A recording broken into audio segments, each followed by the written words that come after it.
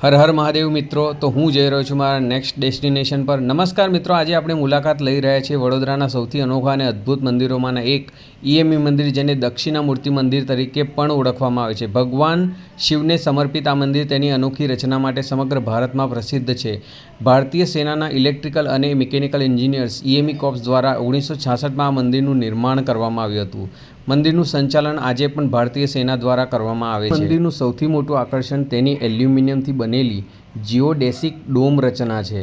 મંદિરની ડિઝાઇનમાં હિન્દુ, ઇસ્લામ, ખ્રિસ્તી, બૌદ્ધ અને જૈન ધર્મના પ્રતીકોનો સુંદર સમન્વય જોવા મળે છે, જે સર્વધર્મ સંભાવનો અનોખો સંદેશ આપે છે।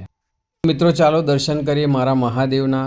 મારા મહાદેવ અહીંયા દક્ષિણામૂર્તિ સ્વરૂપે સાક્ષાત વિરાજમાન છે। મિત્રો, કહેવાય છે કે ભગવાન શિવના દર્શન માત્રથી જ જીવનના દરેક કષ્ટ દૂર થઈ જાય છે। જો સાચા મનથી ભગવાન શિવની આરાધના કરવામાં આવે તો ભગવાન શિવ દરેકની મનોકામના પૂર્ણ કરે છે। મિત્રો, અહીંયા મંદિરના પરિસરમાં અનેક દેવી દેવતાઓના મંદિર આવેલા છે।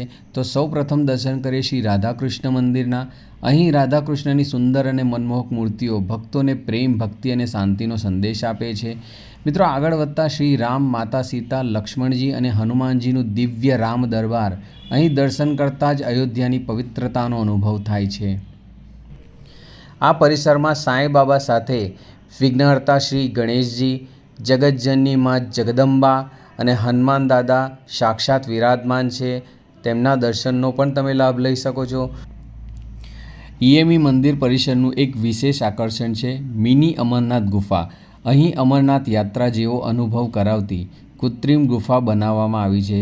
ગુફાની અંદર બિરાજમાન હિમલિંગના દર્શન ભક્તોને આધ્યાત્મિક શાંતિ અને ભક્તિનો અનોખો અનુભવ કરાવે છે।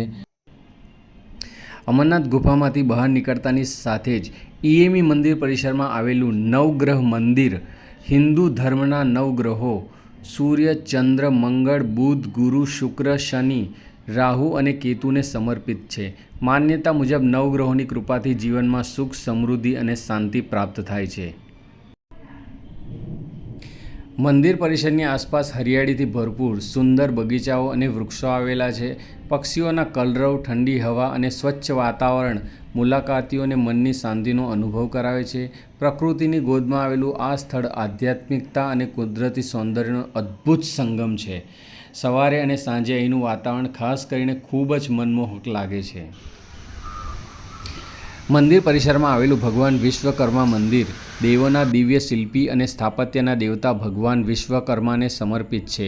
અહીં ભક્તો ભગવાન વિશ્વકર્માના આશીર્વાદ મેળવી પોતાના કાર્યક્ષેત્રમાં પ્રગતિ અને સફળતા માટે પ્રાર્થના કરે છે। જો તમે વડોદરાની મુલાકાતે આવો તો ઈએમઈ મંદિરની મુલાકાત જરૂર લો। અહીં ભક્તિ, સ્થાપત્યકલા અને રાષ્ટ્રીય એકતાનો અદ્ભુત સંગમ જોવા મળે છે। મિત્રો, વિડીયો પસંદ આવ્યો હોય તો લાઇક, શેર અને ચેનલને સબસ્ક્રાઈબ કરવાનું ભૂલશો નહીં। હર હર મહાદેવ। મળીએ નેક્સ્ટ વ્લોગમાં।